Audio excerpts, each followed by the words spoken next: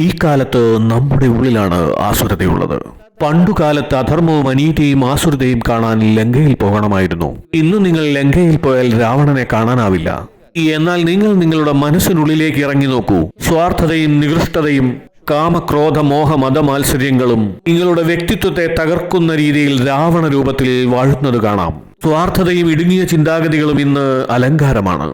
ധർമ്മവും ന്യായവും നീതിയും മൂല്യങ്ങളും സദാചാരങ്ങളുമൊക്കെ പുസ്തകങ്ങളിലെ ലിഖിതങ്ങളായി മാത്രം ഒതുങ്ങുന്നു. സ്വന്തം സ്വാർത്ഥത പൂർത്തീകരിക്കാനായി വ്യക്തികൾ ഏത് കുഴിയിൽ വീഴാനും തയ്യാറാണ് എന്നതാണ് ഏറ്റവും ദൗർഭാഗ്യകരമായ കാര്യം. വേണ്ടപ്പെട്ടവരെ പോലും വിറ്റ് കാശാക്കാനും ലോകത്തെ മുഴുവനും പണയം വയ്ക്കാനും ദൈവത്തെ മറന്നു ജീവിക്കാനുമൊന്നും ഒട്ടും പ്രയാസമില്ല. സമൂഹം എത്ര ചെറുതായി പോകുന്നു എന്ന് നോക്കൂ. ഇതിന്റെ അനന്തരഫലം വളരെ സ്പഷ്ടമാണ്. പണ്ട് ഒരു ലങ്കയും ഒരു കുരുക്ഷേത്രവുമേ ഉണ്ടായിരുന്നുള്ളൂ.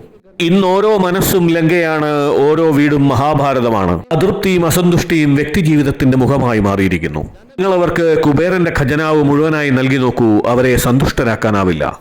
ബ്രഹ്മാവും വിഷ്ണുവും മഹേശ്വരനും ഉൾപ്പെടെ എല്ലാ ദേവീദേവന്മാരും ഒരു വ്യക്തിയുടെ കാമനകളെ പൂർത്തീകരിക്കാനായി ഇറങ്ങിത്തിരിച്ചാൽ അവരുടെ പരിശ്രമങ്ങൾ പാഴാവുമെന്നല്ലാതെ അയാളെ സംതൃപ്തനാക്കാനാവില്ല. അത്രമാത്രം അത്യാഗ്രഹികളും ദുരാഗ്രഹികളുമായിട്ടാണ് മനുഷ്യൻ ജീവിക്കുന്നത്.